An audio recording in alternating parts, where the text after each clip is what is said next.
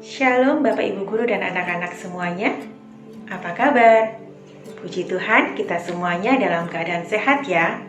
Walaupun sekitar 2 bulan kita tidak bertemu di sekolah karena pandemi COVID-19 ini, Bapak dan Ibu Guru berharap anak-anak semuanya tetap semangat dalam mengikuti home learning dan menambah pengetahuan lainnya.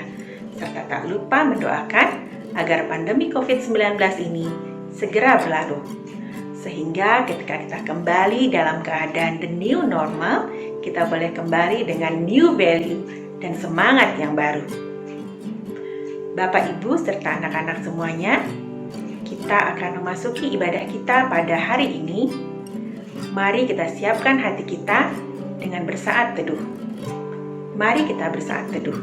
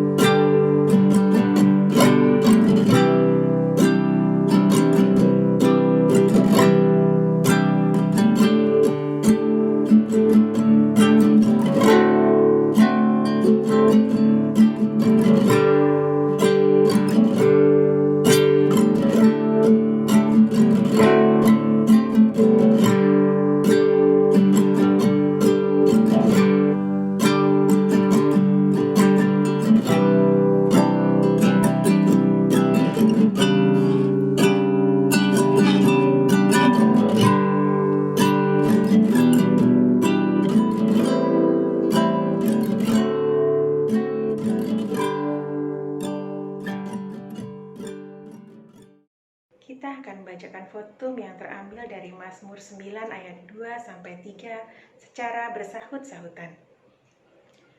Aku mau bersyukur pada Tuhan dengan segenap hatiku. Aku mau bersukacita dan bersukaria karena Engkau.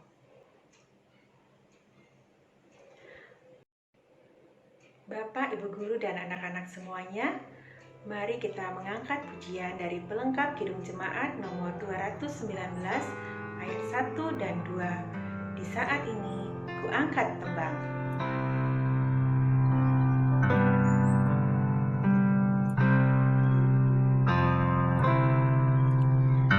Di saat ini ku angkat tembang, ku angkat tembang bagi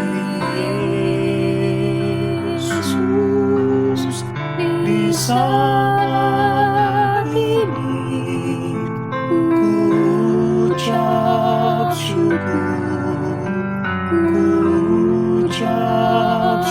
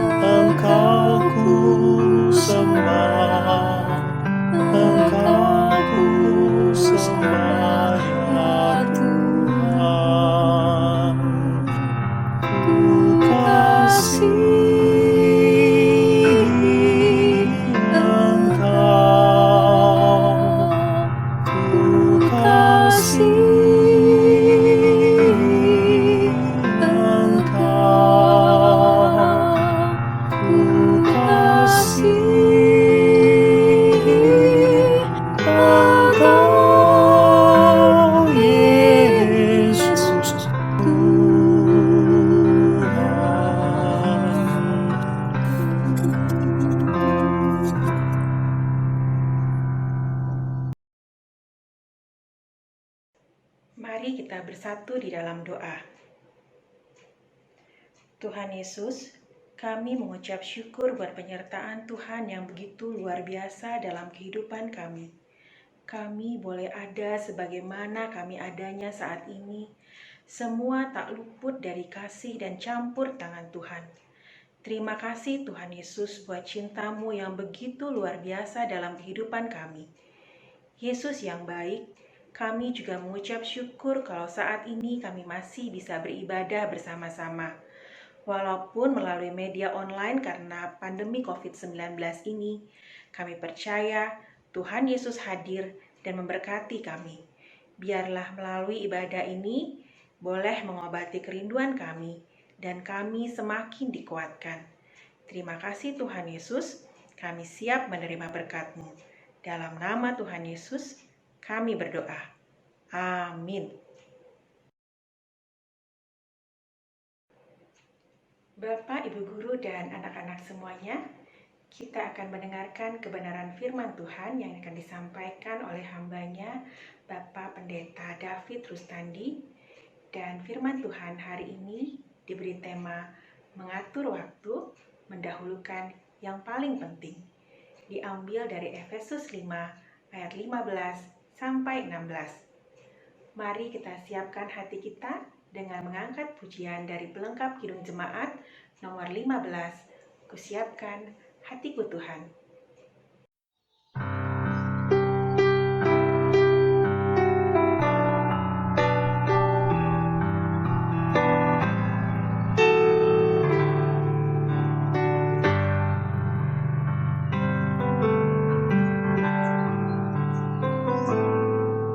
Kusiapkan hatiku Tuhan, menyambut firman-Mu saat ini. Aku sujud menyembah Engkau dalam hadirat-Mu saat ini. Curahkanlah pengurapan-Mu kepada umat-Mu saat ini. Kusiapkan hatiku Tuhan, mendengar firman-Mu.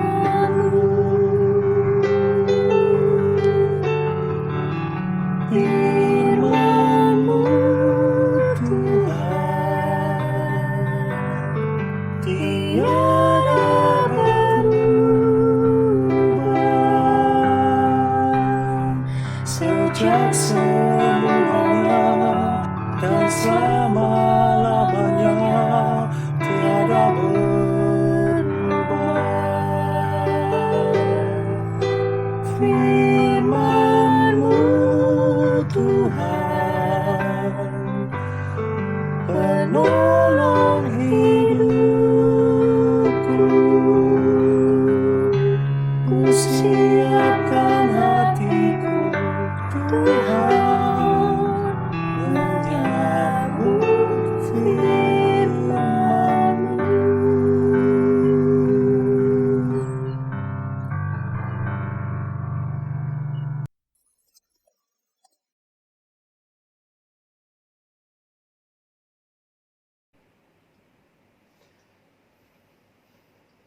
Shalom anak yang terkasih dalam Yesus Kristus. Sebelum kita memasuki bagian firman Tuhan, kita akan berdoa terlebih dahulu. Mari kita berdoa. Allah di dalam Kristus yang kami sembah, kami percaya Tuhan pada saat ini kami datang ke hadirat-Mu. Kami akan datang untuk mendengarkan firman-Mu. Kami akan merenungkan firman-Mu.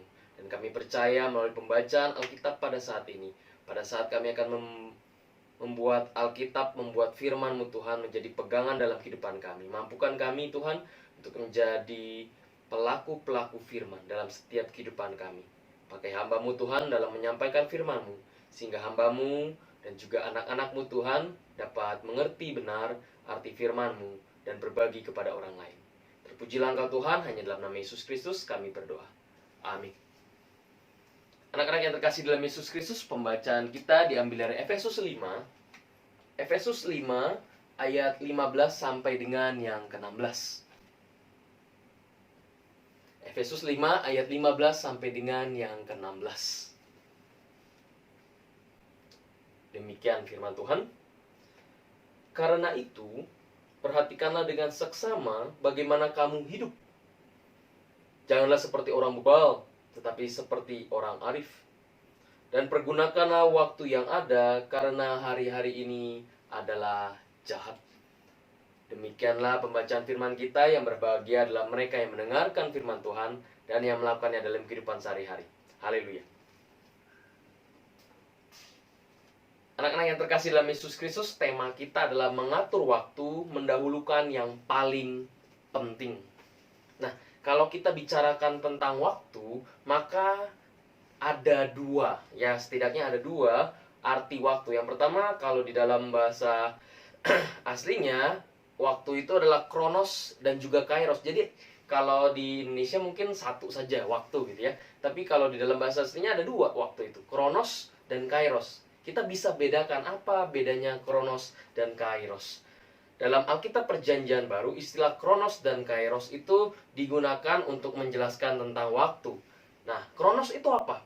Kronos itu misalnya seperti sekarang, tanggal 13 Mei, 14 Mei, 15 Mei, 16 Mei, 17 Mei, itu urutan waktu tahun 2017, 2018, 2019, tahun 2020. Hari pertama, hari kedua, dan seterusnya, itu kronos. Jadi, hari-hari yang kita hidupi, waktu yang kita hidupi. Dari kata ini, muncullah yang namanya kronologis. Tentu pasti tahu, kronologis, urutan waktu. Sedangkan kalau ada yang kedua yang disebutnya juga kairos. Kairos adalah waktu Allah yang diberikan Allah kepada kita atau diberikan Tuhan kepada kita, yaitu sebuah kesempatan, opportunity, yang harus dipergunakan sebaik-baiknya, karena kairos tidak akan datang kedua kalinya. Nah, persoalan sering terjadi, kenapa? Karena seringkali orang tidak mampu melihat hidup sebagai kesempatan. Kalau kita tahu lagunya, hidup ini adalah kesempatan. Nah, ada yang melihat hidup ini hanya sebagai rutinitas.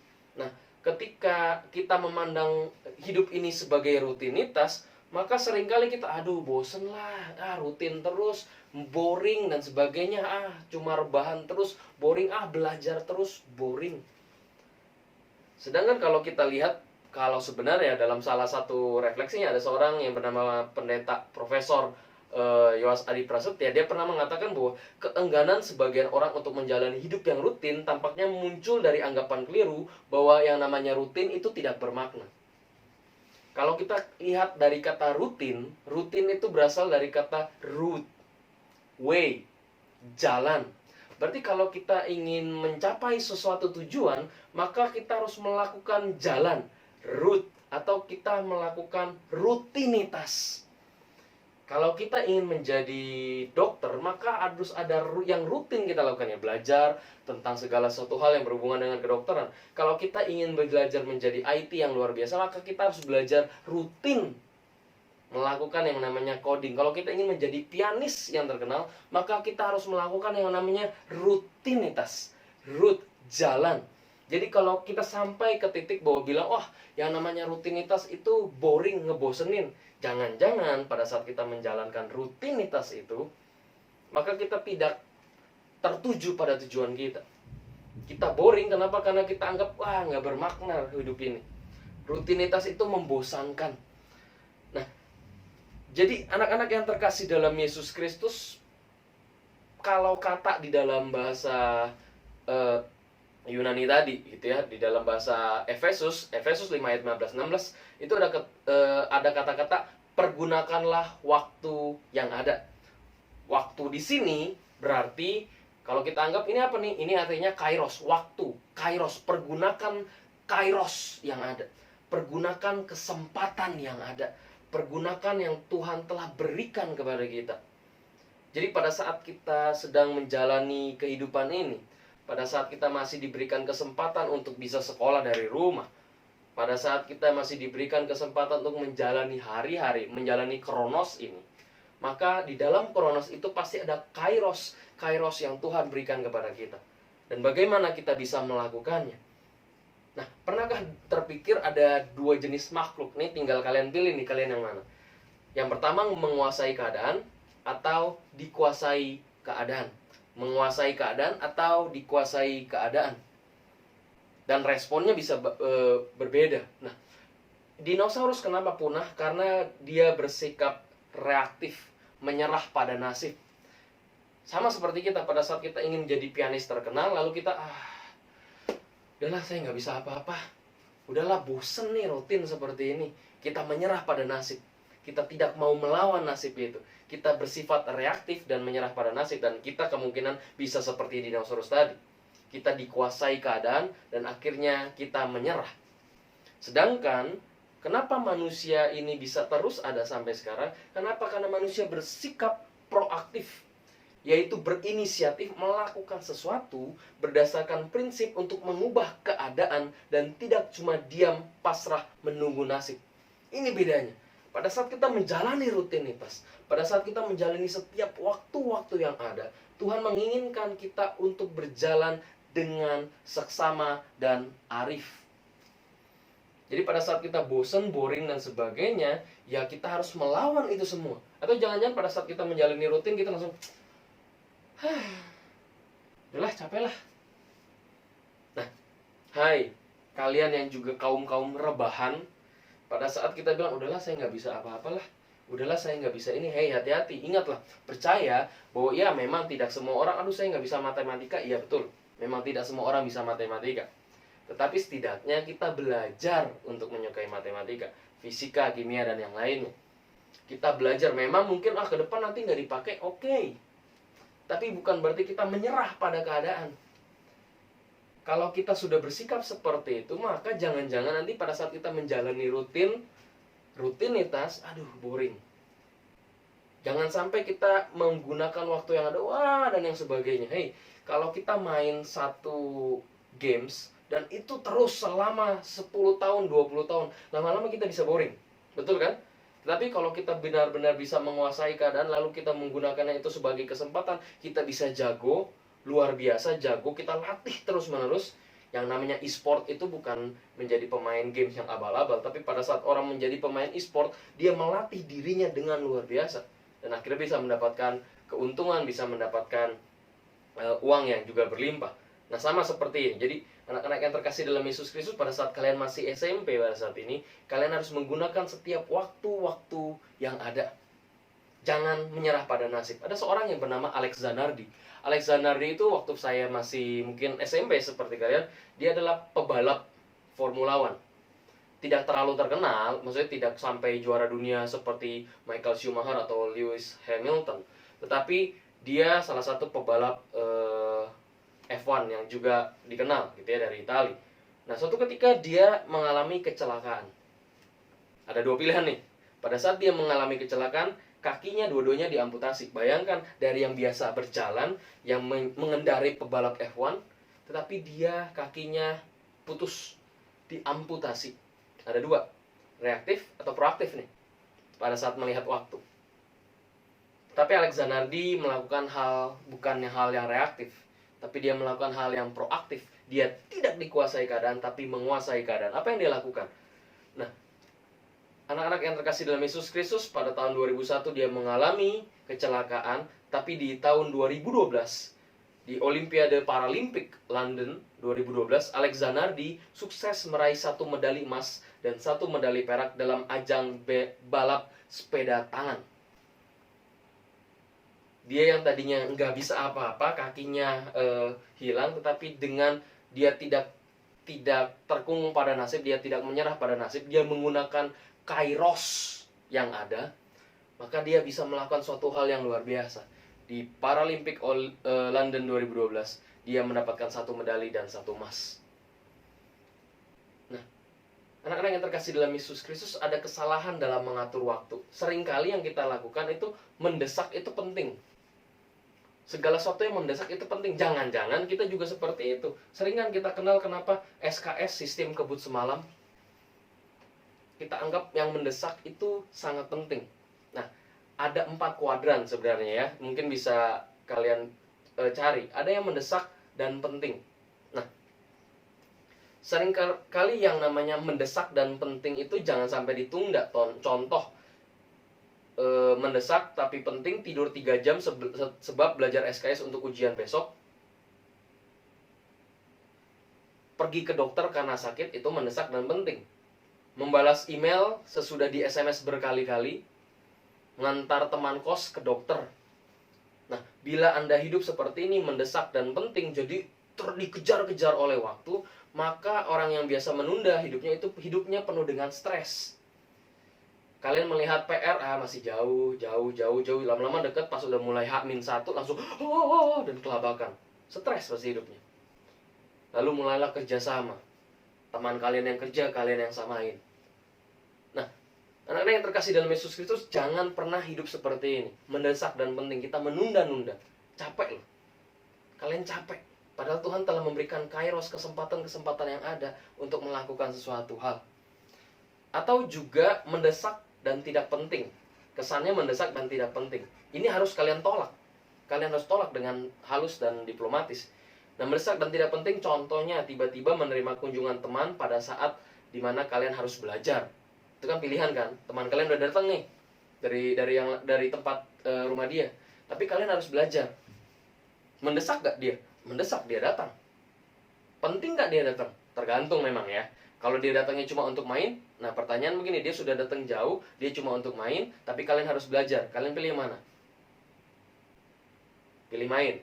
Ya sudah, berarti akhirnya kalian menganggap itu lebih penting dibandingkan belajar. Atau kita lakukan menerima kunjungan teman pada saat harus belajar, ya kita tolak, maaf saya lagi mau belajar dan sebagainya. Bukan sombong, tapi kita harus tahu, kita harus siap membeda-bedakan. Atau mengantar teman shopping, jalan-jalan, padahal ada hal yang mendesak juga, yang penting kalian harus jaga orang tua kalian. Atau juga mengantar pacar, padahal kalian harus dikejar deadline untuk buat PR. Ini banyak hal-hal yang terjadi. Nah, kalau kita hidup di dalam mendesak dan tidak penting, ini adalah orang-orang yang gagal proaktif. Kenapa? Karena dia terjebak dalam keadaan. Karena ada keadaan gak enakan, sungkanan gitu loh. Namanya kalau cek orang Sunda mah sungkanan. Jadi gak enak untuk menolak. Nah, orang yang yes man ini hidupnya akan disetir oleh orang lain. Dan hubungan persahabatan yang menjadi dangkal. Bukan, kalau sahabat kalian datang dan kalian mengatakan bahwa saya ingin belajar, dan itu kalau itu memang sahabat, dia akan katakan, ya yang penting lu belajar, lu bener deh. Kalau bukan sahabat, dia akan katakan, cemen gitu aja. Nah, ini harus hati-hati. Jangan-jangan persahabat kalian bisa jadi toksik kalau ada orang yang melakukan itu. Atau kuadran keempat, yang gak penting, udah gitu gak mendesak. Contoh, nah kalian kan di rumah nih, berjam-jam, berhari-hari, nonton apa? Pada saat kalian harus belajar, wah kalian harus nonton terus-menerus. Apalagi kalau yang suka nonton drama Korea, wah terus-menerus. Atau bermain mabar. Itu kan mainnya bisa lama kan. Nah, ini kan tidak mendesak dan tidak penting sebenarnya. Atau bergosip. Atau juga membaca dan memforward atau nontonin TikTok berjam-jam. Nah, mereka yang seperti di atas, seperti yang tadi saya sebutkan, adalah orang yang pemalas, hidupnya kosong, prestasinya hancur, dan ia tidak bertanggung jawab pada Tuhan sendiri dan orang lain. Atau hidup yang seperti ini tidak mendesak, tapi penting. Contoh, mempersiapkan diri jauh-jauh sebelum ujian. Berolahraga dan makan makanan yang sehat supaya tubuh kebal penyakit, apalagi lagi COVID-19 ini. Berdoa dan membina hubungan dengan Tuhan setiap waktu. Tidak saat sedang kesusahan aja, atau tidak pada saat besok mau ujian baru ke gereja atau berdoa kepada Tuhan. Meluangkan waktu untuk keluarga dan teman. Ini memang tidak mendesak, bukan berarti tidak penting. Tidak mendesak, tetapi penting, harus dilakukan. Kesimpulannya adalah orang-orang yang bisa mengatur waktu, mengelola waktu dengan baik, hidupnya seimbang karena ia mampu menjadi proaktif. Dia tidak dikuasai oleh keadaan, tapi ia menguasai keadaan. Ia menggunakan kairos Tuhan dengan baik. Nah, anak-anak yang terkasih dalam Yesus Kristus, coba pikirkan. Berapa banyak waktu yang kalian lari nih? Misalnya kalian sekarang, anggaplah kalau kalian sudah SMA nanti gitu ya, hidup udah 18 tahun. 18 tahun, 18 kali 365 kali 24 kali 60 menit kali 60 detik, itu kalian mempunyai sekitar 567.648.000 detik. Life is a fleeting second. Kita tidak bisa mengulang kairos dari Tuhan. Kronos itu tidak bisa diulang. Kairos dari Tuhan itu tidak bisa diulang. Oleh kenapa? Karena kenapa Efesus 5 ayat 15 sampai 16 ini kita harus menggunakan setiap waktu-waktu yang ada. Pada saat kalian ada di rumah, pergunakanlah waktu ini dengan baik. Kalian bisa lakukan ini bersama dengan keluarga. Kalian bisa melakukan hal yang baik bersama dengan keluarga. Anak-anak yang terkasih dalam Yesus Kristus, untuk menjadi sukses, ingat, untuk menjadi sukses bukan hanya mengandalkan keberuntungan, tapi juga usaha. Push your limit. Oleh karena itu, pergunakanlah waktu-waktu ini dengan baik. Pada saat kalian bersama dengan keluarga kalian gak bisa kemana-mana, pergunakanlah waktu ini untuk menunjukkan bahwa kalian anak yang berbakti pada orang tua. Pergunakanlah waktu ini dengan baik. Push your limit. Kenapa? Karena Tuhan memberikan kita akal budi. Dan otak kita diberikan sesuatu hal untuk bisa menggunakan hal yang baik. Kairos Tuhan. Kesempatan yang ada. Kenapa? Karena godaan itu banyak.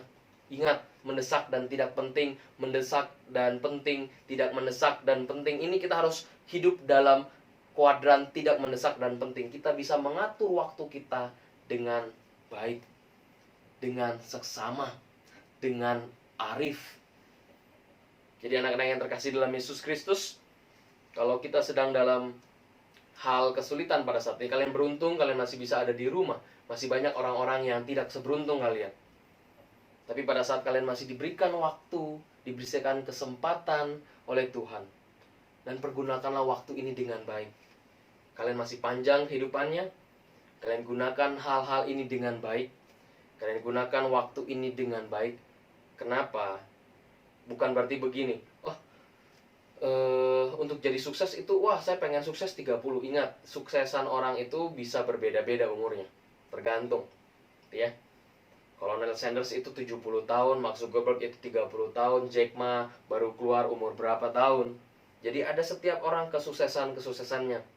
Jadi kita tidak harus terintimidasi, aduh saya umur segini belum bisa apa-apa. No problem.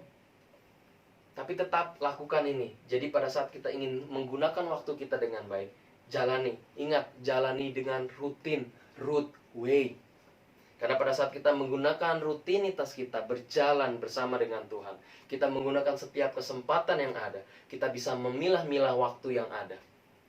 Maka kita menjadi anak remaja, anak-anak yang menggunakan waktu, menggunakan kairos ini dengan seksama dan arif.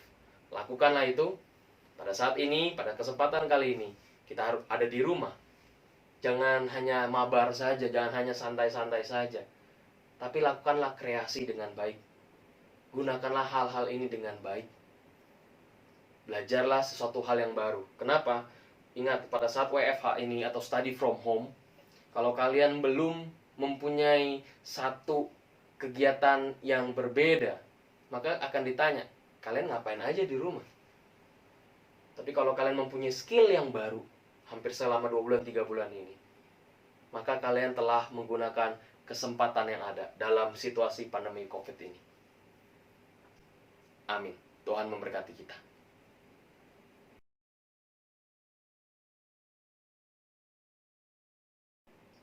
Mari kita menaikkan syafaat kita. Allah yang kami sembah dalam nama Yesus Kristus, Allah yang kami muliakan, kami percaya Tuhan, kami harus menggunakan kairos yang ada, yang telah Engkau berikan, kesempatan yang ada dengan seksama dan arif. Mampukanlah kami Tuhan dapat menjadi pengikut-pengikut-Mu yang selalu berbagi kebaikan. Dan pada saat ini Tuhan, kami berdoa untuk pemerintah kami, sehingga pada saat situasi pandemi COVID-19 ini, pemerintah kami bersama pusat, daerah, dan juga kota Tuhan dapat bekerja sama satu dengan yang lain untuk meminimalisir penyebaran dari COVID-19 ini. Dan kami mau Tuhan, Engkau juga akan sertai setiap tenaga medis yang terus bekerja untuk merawat setiap pasien-pasien dari COVID-19 ini. Engkau juga sertai Berikan kekuatan kepada orang-orang yang ditinggalkan karena harus meninggal Tuhan, karena meninggal dari akibat COVID-19 ini. Tuhan, Kau akan berkati keluarga yang ditinggalkan. Tuhan Yesus, kami juga berdoa untuk kami, guru-guru, dan juga sekolah Tuhan yang terus menyelenggarakan school from home. Dan biarlah setiap kegiatan belajar mengajar ini, walaupun tidak ada pertemuan fisik, dapat memberi yang terbaik Tuhan. Tuhan, kami juga berdoa untuk orang tua kami yang juga terus bekerja Tuhan, walaupun harus bekerja dari rumah. Biarlah mereka dapat diberikan kesehatan, kekuatan Tuhan. Dan jika kami juga berdoa untuk teman-teman kami yang orang tuanya harus terkena pemutusan hubungan kerja atau usahanya terganggu karena pandemi COVID ini, Tuhan, Kau akan terus memberikan kekuatan, yakinkan mereka, tetap percaya bahwa Engkau terus memberi yang terbaik. Tuhan, kami percaya bahwa setiap hal-hal yang ada, bahwa kesempatan di dalam situasi yang memang tidak baik ini Tuhan, yang menurut kami bosan di rumah, kami tidak tahu apa yang kami lakukan, tapi biarlah Tuhan, pada saat kami merasa bosan atau tidak tahu apa yang kami lakukan, kami bisa mengubah pola pikir kami bisa mengubah hal ini, setiap situasi sulit ini menjadi sebuah situasi yang positif. Kami menggunakan setiap kesempatan yang ada untuk mengembangkan diri Tuhan, menjadi anak-anak yang selalu menjadi pengikut-Mu. Terima kasih ya Tuhan, kami naikkan doa ini hanya di dalam nama Tuhan Yesus Kristus, Tuhan dan Juru Selamat kami hidup. Amin. Kami mengucapkan terima kasih kepada Bapak Pendeta David Rustandi atas pelayanan firman hari ini. Kiranya firman Tuhan yang baru kita dengarkan boleh semakin membuat kita bijaksana dalam mengatur waktu dan mendahulukan yang paling penting dalam kehidupan kita. Kita akan menutup ibadah kita pada hari ini. Mari kita angkat pujian dari pelengkap Kidung Jemaat nomor 274 ayat 1 dan 2. Pakailah waktu, anugerah Tuhanmu.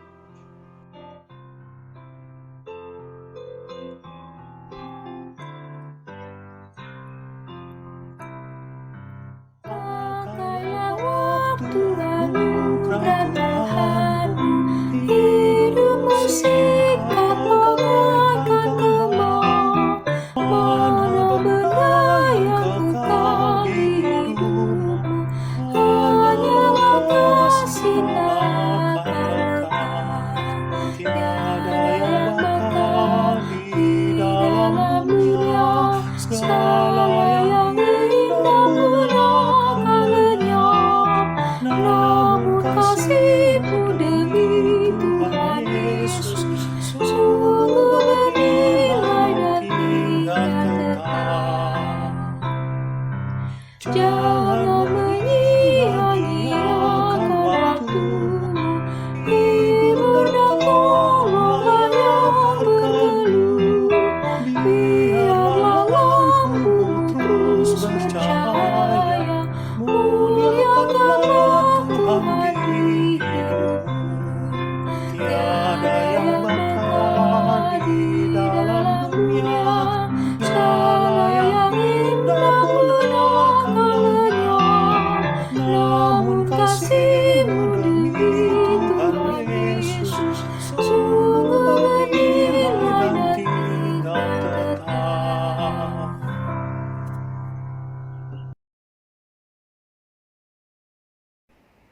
Anak-anak yang terkasih dalam Yesus Kristus, terimalah berkat dari Tuhan.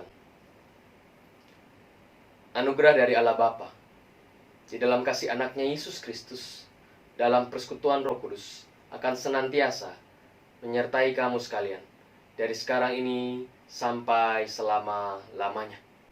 Kita nyanyikan Bapa terima kasih. Bapa